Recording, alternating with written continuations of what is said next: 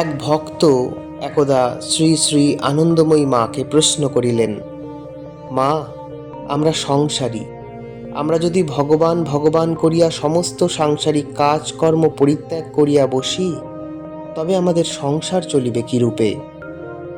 উত্তরে মা বলিলেন, তিনিই সব করেন। আমি যখন বাজিতপুরে ছিলাম, তখন আমার এমন অবস্থা যে নিজে কোনো কাজ করিতে পারিতাম না, অথচ সংসারে দ্বিতীয় কোনো লোকও নাই। 12 বছর বয়সের এক ঠিকা ঝি সে আমার কাজ করিয়া দিত।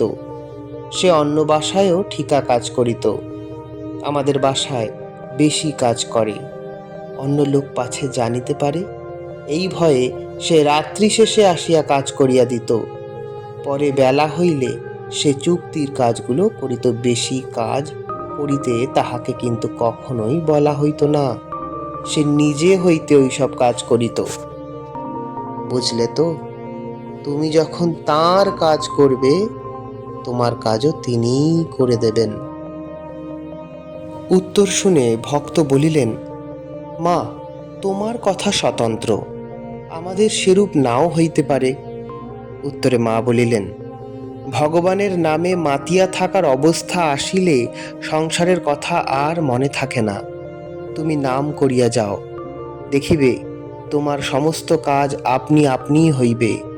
ভগবানকে পরীক্ষা করিবার জন্য কিছু ফেলিয়া রাখিও না, তাহা হইলে কিন্তু কিছুই হইবে না। তাহাকে সব দিয়া দিও, তোমার ভার তিনিই বহন করিবেন।